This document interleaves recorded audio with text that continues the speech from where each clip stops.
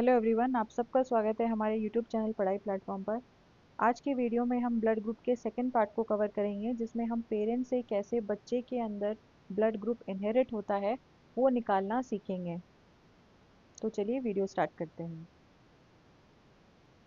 किसी भी बच्चे का जो ब्लड ग्रुप होता है वो डिटरमाइन किससे होता है?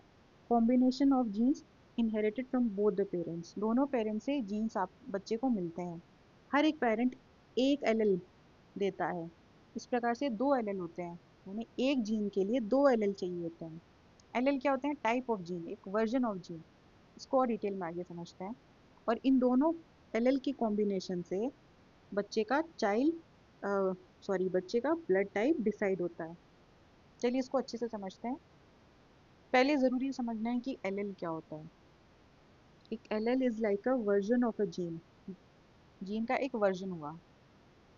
जैसे समझते हैं कि एक आइसक्रीम होती है, तो आइसक्रीम के डिफरेंट डिफरेंट वर्जन होते हैं, डिफरेंट डिफरेंट टाइप्स होते हैं। यानी एक चॉकलेट आइसक्रीम हो सकती है, एक वेनीला आइसक्रीम हो सकती है, एक बटर स्कॉच आइसक्रीम हो सकती है। उसी प्रकार से जीन भी डिफरेंट डिफरेंट वर्जन्स के अंदर आता है, और इन डिफरेंट वर्जन्स को हम एलएल बोलते हैं। हर एक जो वर्जन होगा वो एलएल कहलाएगा। एग्जाम्पल समझ लीजिए, अगर हमारी बॉडी में कोई जीन होता है, हमारे आई के कलर को डिसाइड करता है। कोई पर्टिकुलर जीन हमारे आई के कलर को डिसाइड करता है। तो इस जीन का एक प्रकार का एलएल तो हमें ब्राउन आइज देगा, एक प्रकार का एलएल ब्लू आइज देगा, कोई दूसरे प्रकार का जो एलएल होगा वो ब्लैक आइज दे सकता है। तो बेसिकली हमें क्या होता है, हमारे मदर से एक एलएल मिलता है और हमारे फादर से भी एक एलएल मिलता है। एक जीन के लिए हमें एक जीन के लिए हमें दो एलएल चाहिए होते हैं। एक हमें फादर से मिलता है, एक हमें मदर से मिलता है। और इन कॉम्बिनेशन ऑफ टू एलएल ये डिटरमाइन करता है हमारे ट्रेड्स को, कि हमारी आंखों का कलर क्या होगा, हमारा ब्लड टाइप क्या होगा, हमारी हाइट कैसी होगी, हमारे बाकी के फिजिकल फीचर्स कैसे होंगे। इन सिंपल टर्म, अगर एकदम सिंपल भाषा में बोले तो एलएल्स क्या हैं? These are like different options और choices for a specific trait. किसी एक ट्रेट के लिए जो अलग अलग ऑप्शंस होते हैं उनको हम एलएल्स बोलते हैं। अब एबीओ ब्लड ग्रुप को सिस्टम में समझने के लिए इन एलएल्स की सहायता थी। एबीओ के हमने पढ़े कितने टाइप के ब्लड ग्रुप होते हैं? ए बी एंड ओ। चार टाइप के ब्लड टाइप्स होते हैं। अब इनमें एलएल्स कौन से इन्वॉल्व होते हैं? पहला होता है IALL। ये प्योरली बायोलॉजिकल टर्म है, और इजियर टर्म में हम उसको ALL बोल सकते हैं। और ये वाला एलएल हमेशा डोमिनेंट होता है। उसी प्रकार से एक होता है IBLL, इसको BLL भी बोल सकते हैं, और ये भी डोमिनेंट होता है। फिर होता है स्मॉल ILL। जो स्मॉल ILL होता है, या इसे हम OLL भी बोलते हैं, ये रिसेसिव होता है। समझते हैं आगे डोमिनेंट और रिसेसिव कैसे काम करते हैं। डिप्लॉयड ऑर्गेनिजम्स लाइक ह्यूमंस क्या होते हैं? डिप्लॉयड ऑर्गेनिजम्स होते हैं। कैसे होते हैं? क्योंकि इनको हर एक जीन के लिए दो एलएल्स की जरूरत होती है। कभी भी एक एलएल से जीन डिसाइड नहीं होता। किसी भी जीन के लिए दो एलएल्स की जरूरत होती है, इसलिए हम इनको डिप्लॉयड, नाम में पता चल रहा है, डिप्लॉयड यानी दो। तो दो एलएल्स की जरूरत होती है एक जीन के लिए। एक एलएल हमें मिलता है हमारी मदर से और एक मिलता है हमें फादर से। अब ये सेम भी हो सकता है, डिफरेंट भी हो सकता है। अगर दोनों एलएल सेम हुए, दोनों एलएल अगर सेम हुए तो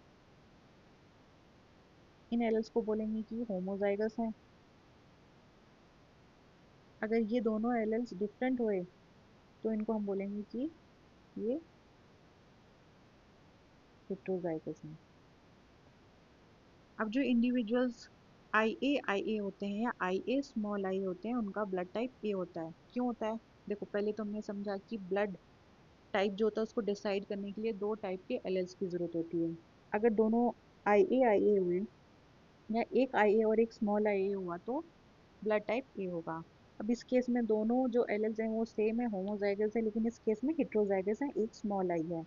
अब क्योंकि स्मॉल आई जो होता है वो रिसेसिव होता है, इसलिए एक्सप्रेस ये कैपिटल IA वाला ही होता है। और IA आपको पता है ALL जो होता है वो ए ब्लड ग्रुप को डिनोट करता है, इसलिए जो फाइनल ब्लड ग्रुप होता है वो भी ए ही होता है।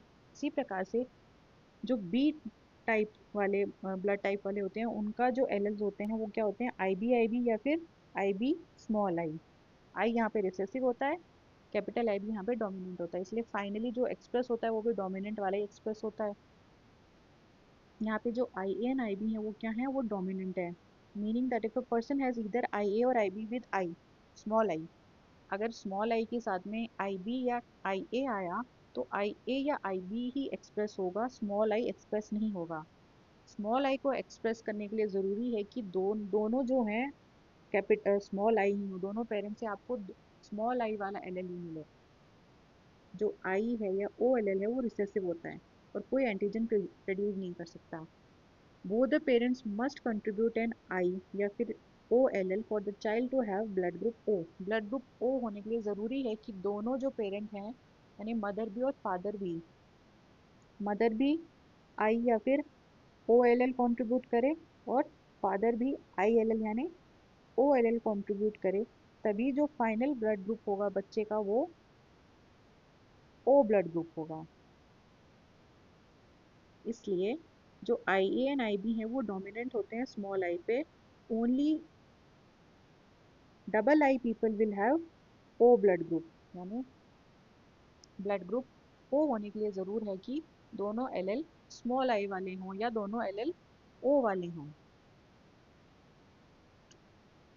I A I be people जो होते हैं they have both phenotypes. Phenotypes क्या होता है आगे समझेंगे, अभी के लिए समझिए कि ए और बी है ये एक स्पेशल डोमिनेंस रिलेशनशिप बनाता है जिसे हम को डोमिनेंस बोलते हैं। यानी आई ए और आई बी एक साथ दोनों एक्सप्रेस हो सकते हैं, दोनों जो एलेल्स हैं दोनों के अंदर एक्सप्रेस होने की एक साथ एपिबिलिटी होती है। इसे इस स्पेशल रिलेशनशिप को हम को डोमिनेंस बोलते हैं, यानी कि type A and type B parents can have a child of type A B.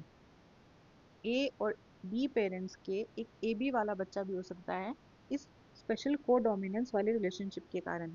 A couple with type A and type B can also have type O child if they both are heterozygous. इसको आगे समझेंगे कि कैसे ए और B वाले जो parent होते हैं, यानी एक पेरेंट्स अगर आपको टाइप ए मिला और एक से टाइप बी मिला तो आपके पॉसिबिलिटी है कि बच्चे के अंदर टाइप ओ भी हो सकता है। अब ये कब होगा, जब दोनों हेट्रोजाइगस होंगे। ये आगे जब क्वेश्चन करेंगे तो बहुत अच्छे से क्लियर हो जाएगा, शायद अभी आपको अच्छे से समझ में ना आए। अभी के लिए आप ये समझिए कि आई एन आई बी के अंदर एक स्पेशल डोमिनेंस वाली रिलेशनशिप ही होती है, को डोमिनेंस, यानी दोनों एक साथ में डोमिनेंट हो सकते हैं, दोनों एक साथ में एक्सप्रेस हो सकते हैं।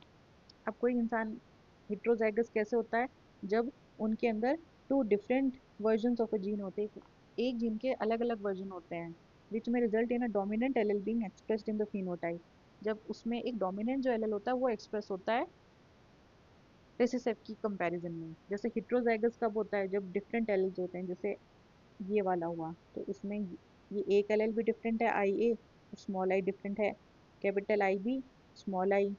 होमोजाइगस क्या होता है, जब दोनों आइडेंटिकल एलेल्स होते हैं, दोनों एलेल सेम होते हैं, इस केस में I A I A, small i B i B. तो आपको समझ में आ गया हेट्रोजाइगस और होमोजाइगस में क्या डिफरेंस हुआ। अब समझते हैं जीनोटाइप वर्सेस फिनोटाइप में। जीनोटाइप क्या होता है, जो अंडरलाइन जेनेटिक कोड होता है, जैसे हमने अभी तक समझा था एलेल्स वाला जीन्स वाला, इस वाली लैंग्वेज में जो हमने अभी तक पढ़ा है वो जीनोटाइप हुआ। वो क्या, वो अंडरलाइन जेनेटिक कोड हुआ, अंडरलाइन जेनेटिक इंफॉर्मेशन हुई। जैसे आई A I A, I A I B i B. तो हमने पढ़ा था ना कि ब्लड टाइप को एक्सप्रेस करने के लिए जो पीछे का जो जीन जेनेटिक कोड होता है वो ये होता है।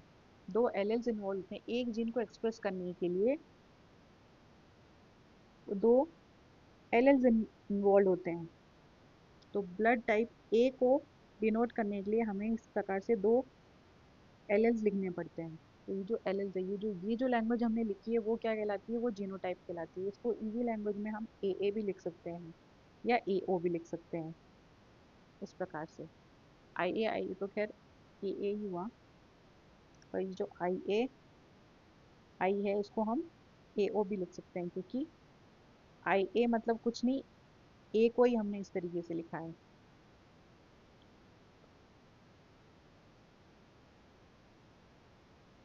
बेसिकली हम आई ए को ए भी लिख सकते हैं, आई बी को बी भी लिख सकते हैं, स्मॉल आई मतलब ओ एल एल है। तो जो आई बी हुआ, आई बी आई हुआ, वो क्या होता है, वो POLL भी लिख सकते हैं इसको, ये दोनों सेम ही हुए हैं। तो ये जो लैंग्वेज है जिस प्रकार से हमने लिखी है वो जेनेटिक कोड कहलाती है या जीनोटाइप कहलाता है। IB, सॉरी इसको सुपरस्क्रिप्ट में लिखना था, मैंने नीचे लिख दिया। IA हुआ तो हम इसको AO भी लिख सकते हैं, क्योंकि IA तो एक ALL के बराबर ही है, तो I है वो OLL के बराबर है। तो ये जो लैंग्वेज हुई वो जीनोटाइप कहलाती है। और ये एक्चुअली में कौन सा ब्लड ग्रुप एक्सप्रेस करता है? A ब्लड ग्रुप एक्सप्रेस करता है, तो ये फिनोटाइप हुआ। तो फिनोटाइप क्या है? The expression of the genetic code. Genetic code का फाइनली फिजिकल फॉर्म में जो एक्सप्रेशन आपको दिखता है वो फिनोटाइप कहलाता है। जैसे ब्लड टाइप AB, अब इस केस में ब्लड टाइप के केस में क्या हुआ, अगर पर्सन के पास में 1 ALL है या IALL है और 1 OLL है या स्मॉल ILL है, तो उसका जीनोटाइप IAI हुआ और उसका फिनोटाइप क्या हुआ? ब्लड टाइप A हुआ। ये तो जीनोटाइप हुआ और ये फिनोटाइप हुआ।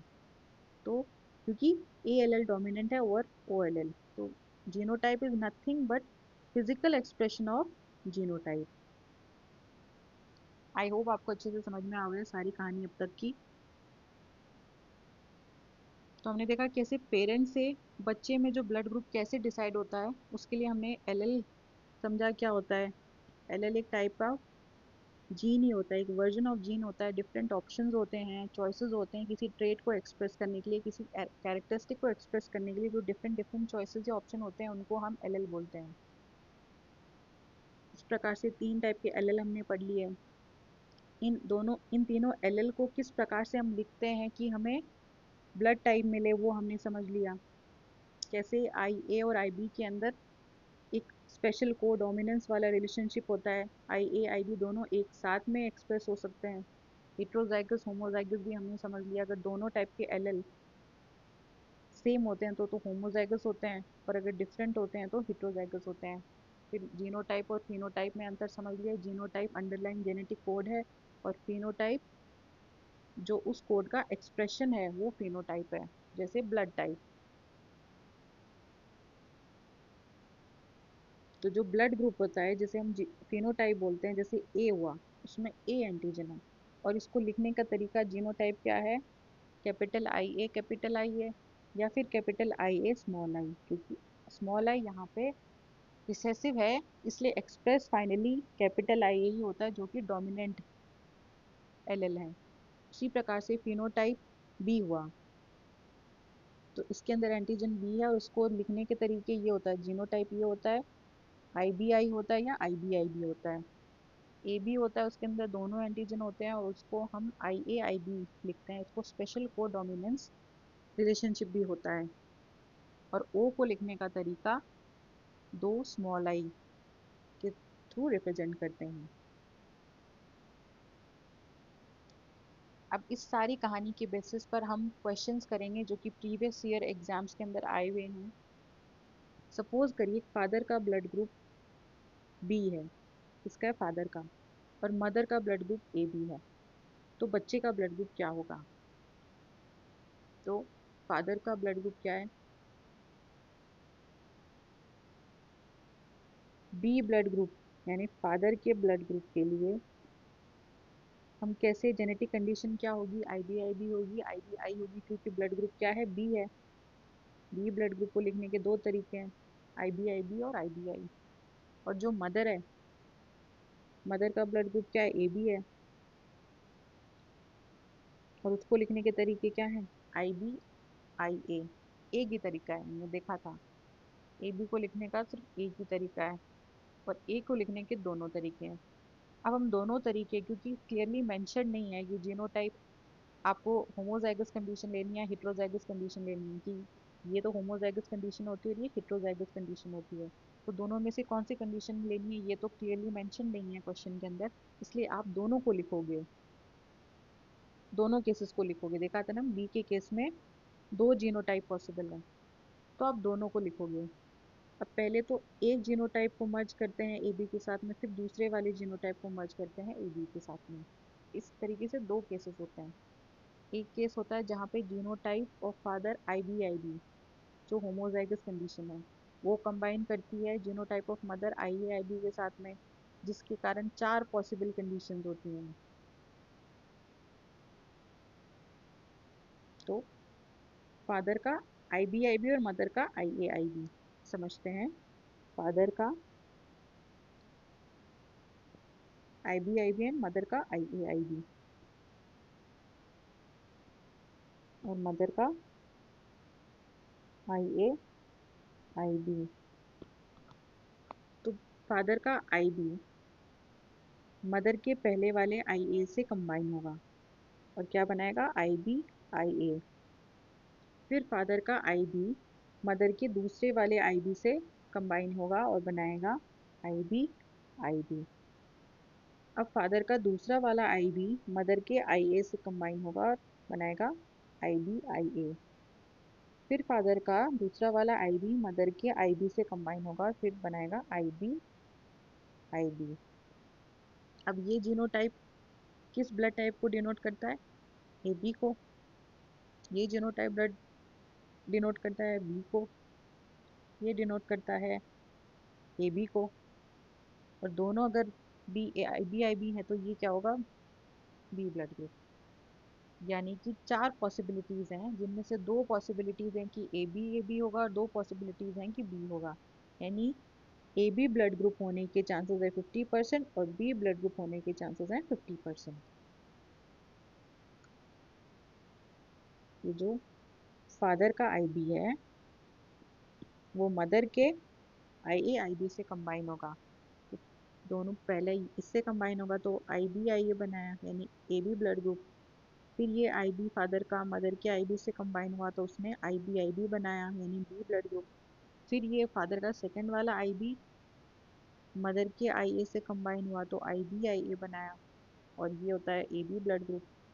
फिर IB of father combines with IB of mother और इसने IBIB बनाया, जो कि B ब्लड ग्रुप है।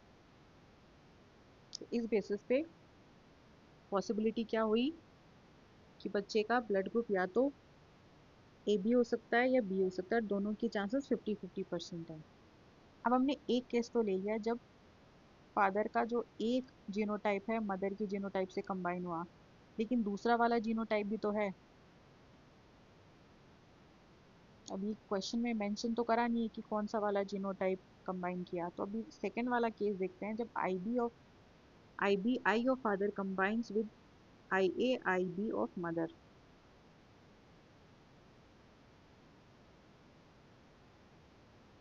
ये मदर का था और ये फादर का था। इसको भी अच्छे से लिख लेते हैं। फादर का IBI कंबाइंस विद मदर का IAIB।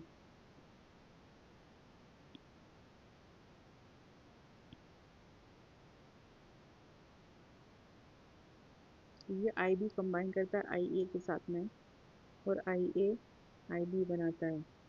अब ये IB जो फादर का है वो कंबाइन करेगा मदर के दूसरे वाले IB के साथ में और IBIB बनाएगा। फिर फादर का ये स्मॉल आई फादर मदर के IA से कंबाइन करके IAIB बनाएगा, और फादर का I मदर के IB से कंबाइन करके IB बनाएगा। अब ये जीनोटाइप जो होता है वो AB फिनोटाइप को एक्सप्रेस करता है। IBIB 2 बार अगर होमोजाइगस कंडीशन है, ये अगर जीनोटाइप है तो फिनोटाइप होगा B ब्लड ग्रुप का, फिनोटाइप होगा A ब्लड ग्रुप, क्योंकि ये तो डोमिनेंट है, सॉरी ये रिसेसिव है और ये डोमिनेंट है, तो यही एक्सप्रेस होगा। तो IA को एक्सप्रेस करने के लिए A ब्लड ग्रुप लिखेंगे और इसको एक्सप्रेस क्या करेगा, B ब्लड ग्रुप। यानी सेकेंड केस में चांसेस है कि 4 में से दो केसेस में तो B ब्लड ग्रुप होगा, एक में A होगा और एक में AB होगा। यानी कि B ब्लड ग्रुप होने के चांसेस तो 50% हैं, A ब्लड ग्रुप होने के चांसेस 25% हैं और AB होने के चांसेस 25% हैं। फादर का आई बी आई और मदर का आई ए आई बी।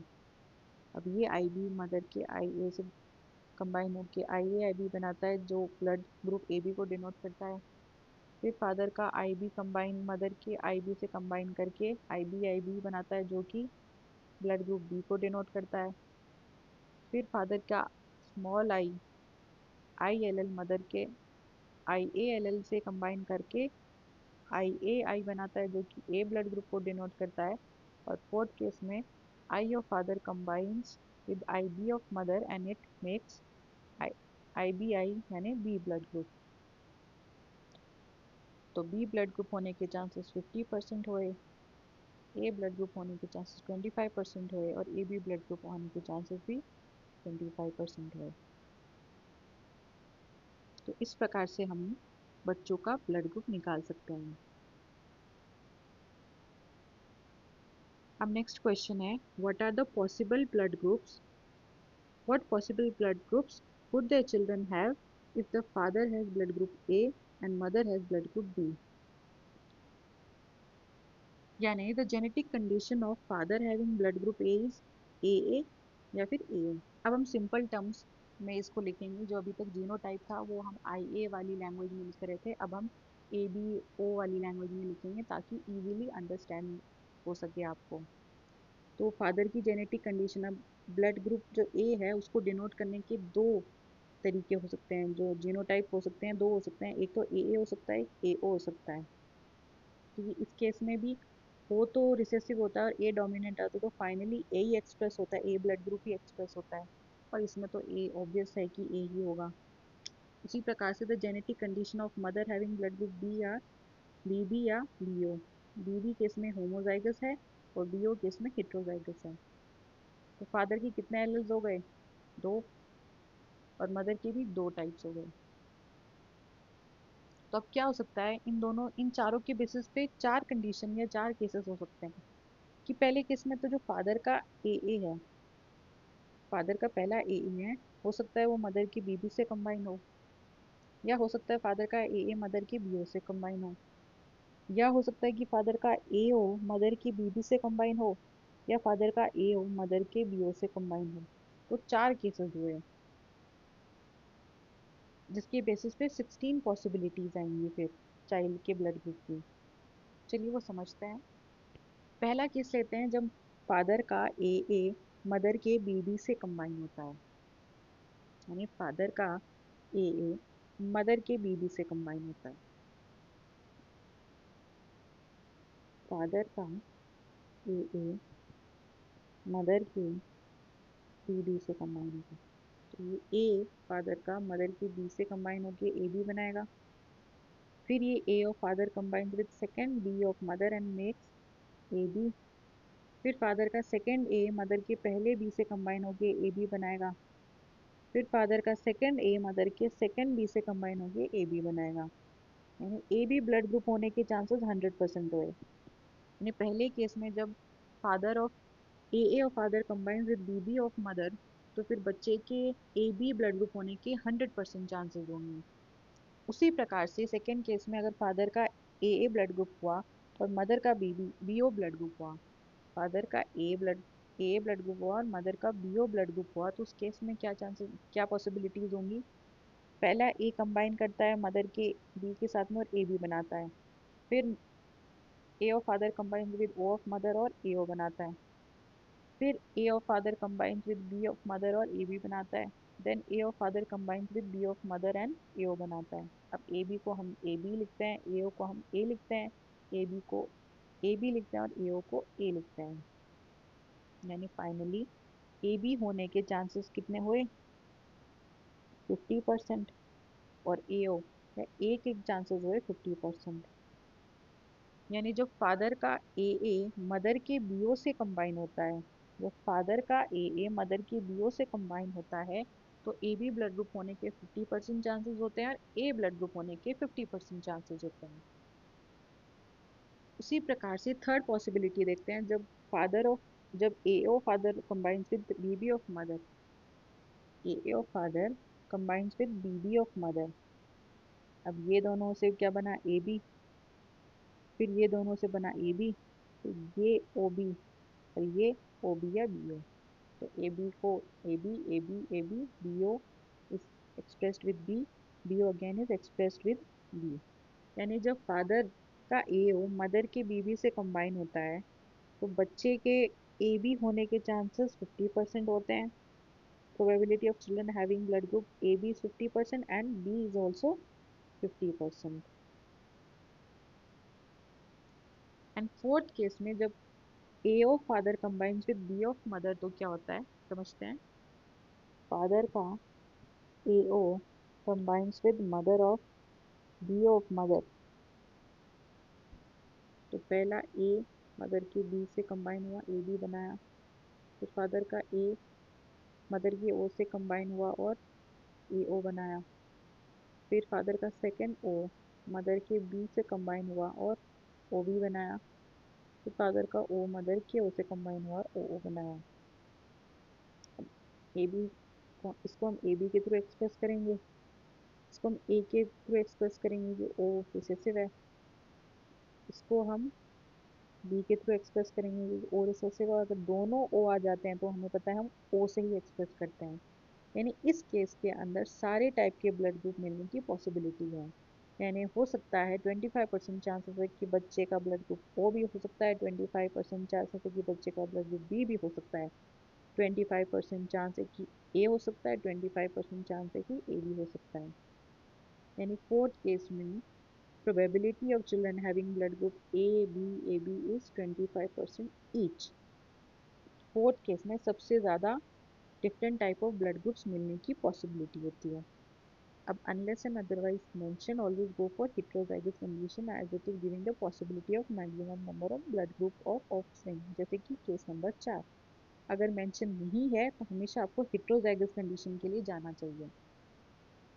मान लीजिए इस क्वेश्चन में अगर वो पूछें कि बच्चे के क्या ब्लड ग्रुप्स पॉसिबल हैं, तो ब्लड ग्रुप बच्चे के कौन से सारे टाइप के ब्लड ग्रुप मिलने की पॉसिबिलिटी है। क्यों हम लास्ट वाला केस सबसे ज़्यादा कंसीडर करेंगे। अगर मेंशन नहीं, अगर मेंशन है कि आप सारी पॉसिबिलिटीज निकालो तब तो सारी आपको केस 1 केस 2 केस 3 केस 4 आपको निकालना है।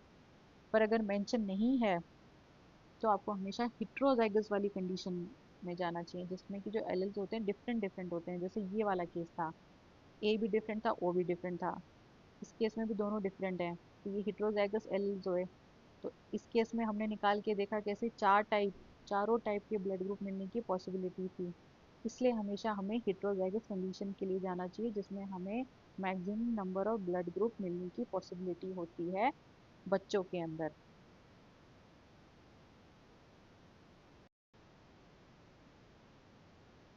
अब हम एक क्वेश्चन करेंगे जो 2021 के यूपीएससी प्रीलिम्स एग्जाम में पूछा गया था। A married couple adopted a male child. A few years later, twin boys were born to them. Married couple ने पहले तो एक मेल चाइल्ड को अडॉप्ट करा और कुछ साल बाद में फिर उनके दो ट्विन बॉयज भी हुए। तो कपल का ब्लड ग्रुप क्या है, A B positive and O negative. O B positive and O negative. The blood group of the three sons is A positive, B positive and O positive. यानी बच्चों में से जो बच्चों का ब्लड ग्रुप क्या है, एक का तो ए पॉजिटिव है, एक का ए पॉजिटिव है, एक का बी पॉजिटिव है और एक का ओ पॉजिटिव है। तो दो blood group of adopted son क्या है, चार ऑप्शन दिए गए हैं, O positive, A positive, B positive, cannot be determined based on the given data. तो चलिए इस क्वेश्चन को निकालते हैं। The genotypes corresponding to the blood groups A B and O are, क्योंकि एक पेरेंट का blood group A B positive और एक का ओ नेगेटिव है। अब क्योंकि इसके अंदर ऑलरेडी बच्चों के ब्लड ग्रुप्स दे रखे हैं तो अडॉप्टेड सन का ब्लड ग्रुप निकालना आपके लिए काफ़ी आसान हो जाएगा, इसलिए हमें आर एच फैक्टर को इंक्लूड करने की ज़रूरत नहीं है। जैसे समझते हैं, ए बी जीनोटाइप का फिनोटाइप ए बी होगा और जो ओ फिनोटाइप है यानी ओ ब्लड ग्रुप है उसका जीनोटाइप या जेनेटिक इंफॉर्मेशन भी क्या ओ होगी। ये हमने पहले पढ़ा था कि ए बी ब्लड को रिप्रेजेंट कैसे करते हैं, आई ए और आई बी से या फिर ए और बी से। इसी प्रकार से ओ ब्लड ग्रुप को डिनोट करने के लिए हमें दो स्मॉल आई की ज़रूरत होती है या दो ओ एल एल की ज़रूरत होती है। तो क्योंकि हमें सिर्फ एक ही यहाँ पे जीनोटाइप मिला है, तो इनके कॉम्बिनेशन से हमें चार पॉसिबिलिटीज मिलेंगी। करके देखते हैं।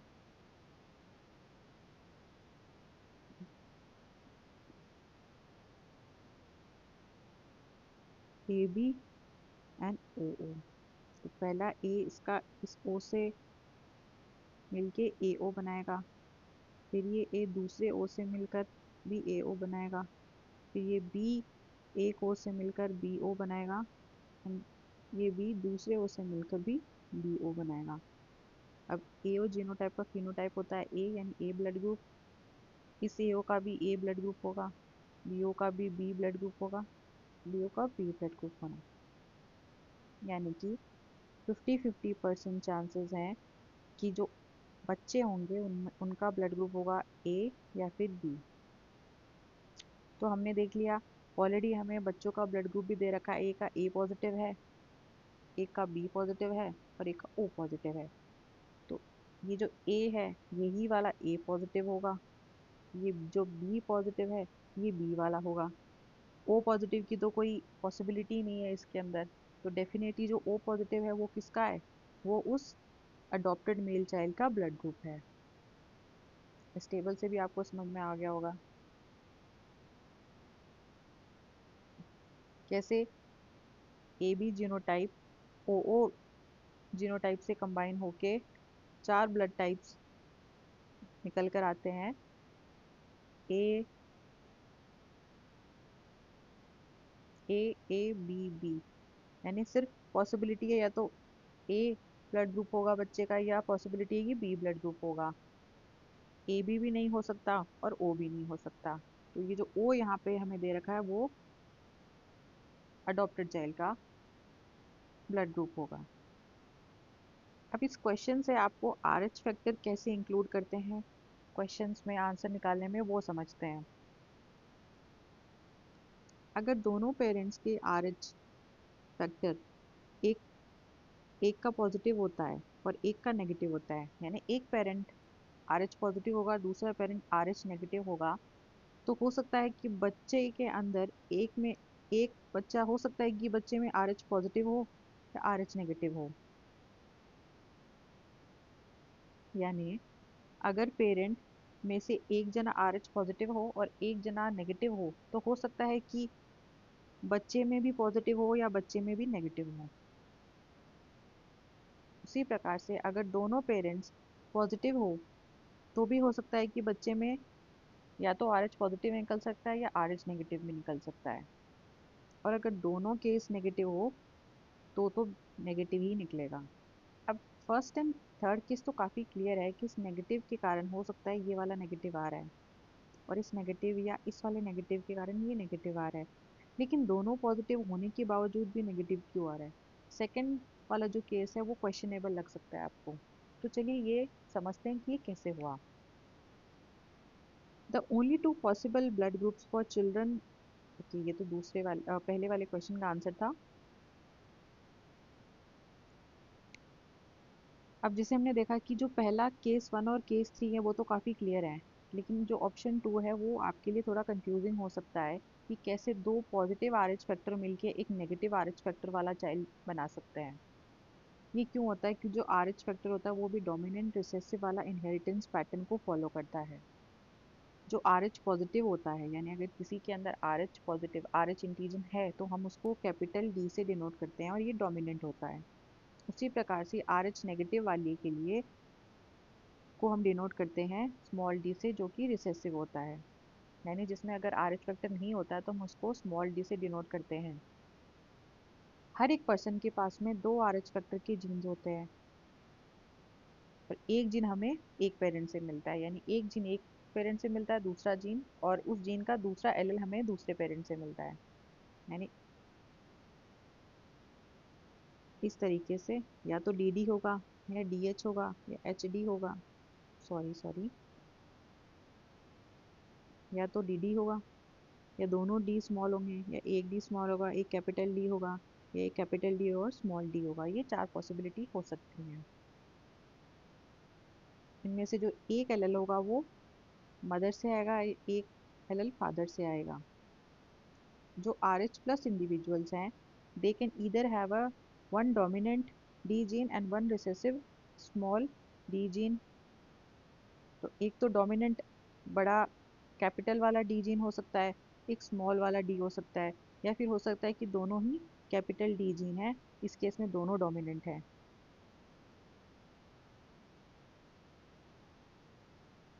यानी जो लोग RH पॉजिटिव होते हैं उनका ब्लड ग्रुप या तो DD से भी डिनोट कर सकते हैं या स्मॉल डी कैपिटल डी से भी डिनोट कर सकते हैं। क्योंकि स्मॉल डी रिसेसिव होता है, इसलिए कैपिटल डी वाला ही फाइनली एक्सप्रेस होता है, जिसके कारण ब्लड ग्रुप पॉजिटिव आता है।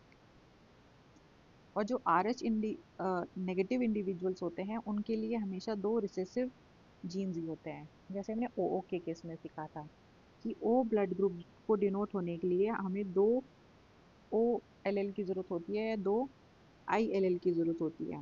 उसी प्रकार से क्योंकि ये रिसेसिव जीन होता है, रिसेसिव एलेल होता है, उसी प्रकार से RH नेगेटिव वाले ब्लड ग्रुप के लिए भी ज़रूरी है कि दोनों जो एलेल हैं वो स्मॉल डी हों, क्योंकि दोनों रिसेसिव होते हैं। अब consider the case when both the parents are heterozygous RH positive. यानी हेटेरोजाइगस है, यानी दोनों एलेल डिफरेंट हैं। अब हर एक parent, each parent carries both a dominant gene D and a recessive gene small d। यानी 2 केस लेंगे। एक केस लेंगे जहाँ पे मदर का जीन होगा कैपिटल D स्मॉल d और फादर का जीन होगा same capital D small d। अब ये दोनों डिफरेंट है, इसलिए हम इनको हेटेरोजाइगस बोलते हैं। अब कैसे, अब इनकी कॉम्बिनेशन कैसे करेंगे? ये कैपिटल D मदर का फादर की कैपिटल D से मिलकर दोनों कैपिटल D बनेंगे। फिर मदर का कैपिटल D फादर की स्मॉल d से मिलकर कैपिटल D स्मॉल d बनाएगा। फिर मदर का स्मॉल d फादर की कैपिटल D से मिलाकर स्मॉल d कैपिटल D बनाएगा, और ये D इस वाली D से कंबाइन करके DD बनाएगा, दोनों स्मॉल में होंगे। तो ये क्या होगा? RH positive. ये वाला भी क्या होगा? RH positive. ये वाला भी क्या होगा? RH positive. और ये वाला क्या होगा? RH negative. क्योंकि ये रिसेसिव जीन है। यहाँ पे जो कैपिटल D है तीनों केसेस में, उसकी वजह से कैपिटल D, सॉरी ये भी प्लस होगा। तो इन तीनों केस में कैपिटल D होने के कारण जो डोमिनेंट जीन है, फाइनल जो RH होगा वो पॉजिटिव होगा। लेकिन फोर्थ केस में क्योंकि दोनों स्मॉल d हैं, दोनों रिसेसिव जीन है, इसलिए जो RH होगा वो नेगेटिव होगा। जैसे आप देख सकते हैं, ये D इस D से कंबाइन करके दोनों कैपिटल D तो पॉजिटिव, फिर ये D स्मॉल d से कंबाइन करके कैपिटल D के डोमिनेंट होने के कारण फाइनल जो जीन होगा वो भी, फाइनल जो RH होगा वो भी पॉजिटिव होगा। उसी प्रकार से ये D जब इस D से कंबाइन होगा तो एक कैपिटल D होने के कारण फाइनल जो RH होगा पॉजिटिव होगा, और ये D इस वाली D से कंबाइन होने के कारण दोनों D क्योंकि स्मॉल हैं, रिसेसिव हैं, इसलिए फाइनल जो RH होगा वो नेगेटिव होगा। तो आपने देखा होगा कि जो सेकंड केस हम पढ़ रहे थे कि अगर दोनों मान लीजिए कि RH पॉजिटिव हैं, अब इस केस में दोनों RH पॉजिटिव थे, लेकिन फिर भी जो बच्चा है उसके अंदर RH नेगेटिव आ गया। वो क्यों आया? वो फोर्थ केस के कारण आया। यानी 25% चांस है कि बच्चे में RH नेगेटिव आ सकता है, जो कि फोर्थ केस था। सो इस प्रकार से अगर हमें पता हो कि फादर का ब्लड ग्रुप क्या है, मदर का ब्लड ग्रुप क्या है, तो बच्चे का ब्लड ग्रुप क्या हो सकता है ये हम निकाल सकते हैं, और क्या नहीं हो सकता है ये भी हम निकाल सकते हैं। जैसे कि केस लेते हैं ये वाला।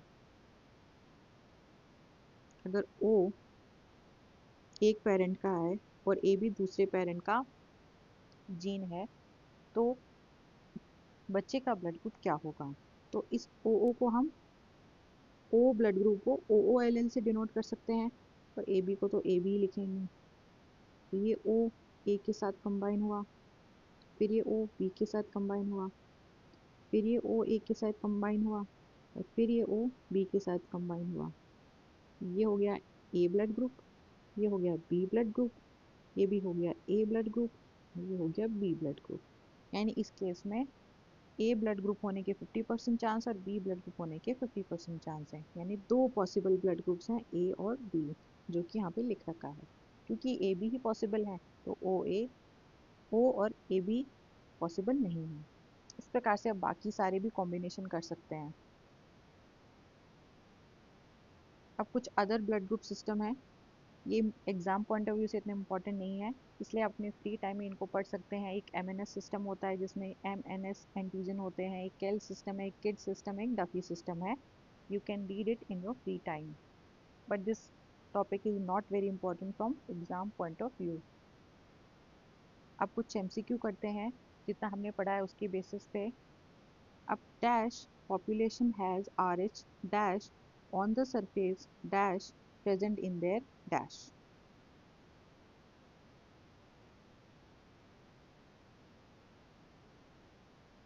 अगर आपने पढ़ा होगा 80% पॉपुलेशन के अंदर RH क्या है, एंटीजन है।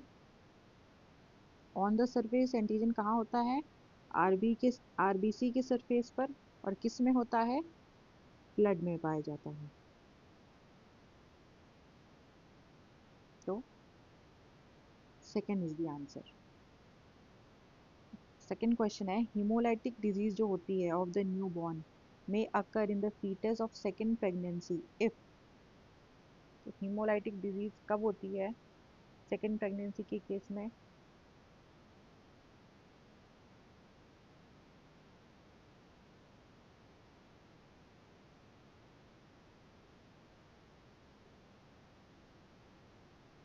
ये हमने केस देखा था जब मदर RH नेगेटिव होती है और बेबी RH पॉजिटिव होता है, तो उस केस में ये हीमोलाइटिक डिजीज होती है। ये जो RH होता है पॉजिटिव, वो निकल के मदर के RH नेगेटिव में चला जाता है, जिसके कारण मदर RH के अगेंस्ट एंटीबॉडीज बनाने लगती है, और ये एंटीबॉडीज इस RH के लिए खतरनाक होती हैं, उसे डिस्ट्रॉय कर सकती हैं। अब टू अवॉइड इरिथ्रोब्लास्टोसिस पिटालिसिस क्या करते हैं, इसका आंसर क्या होगा। The mother is administered anti-RH antibodies.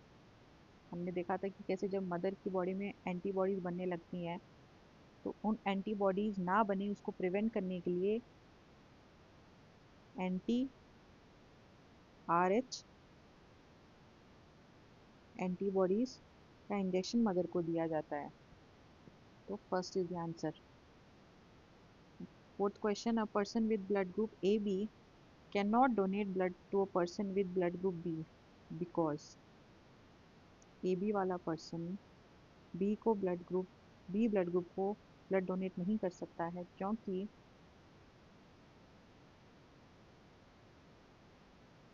The answer would be और the patient has antibodies A।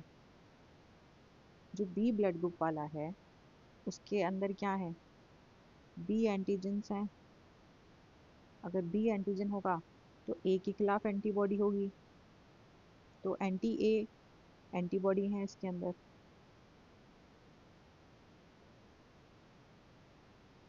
और ये एंटी A एंटीबॉडी इस AB में प्रेजेंट A के एंटीजन को डिस्ट्रॉय कर देगी। इसलिए आंसर क्या होगा, fourth. The patient has antibodies A के खिलाफ एंटीबॉडीज प्रेजेंट है, जो इस AB में प्रेजेंट ए एंटीजन को डिस्ट्रॉय कर सकता है। इसलिए AB ब्लड ग्रुप वाला पर्सन B ब्लड ग्रुप वाले पर्सन को ब्लड डोनेट नहीं कर सकता है। तो इस प्रकार से हमने ब्लड ग्रुप के टॉपिक को कवर किया है। Thank you for watching our video.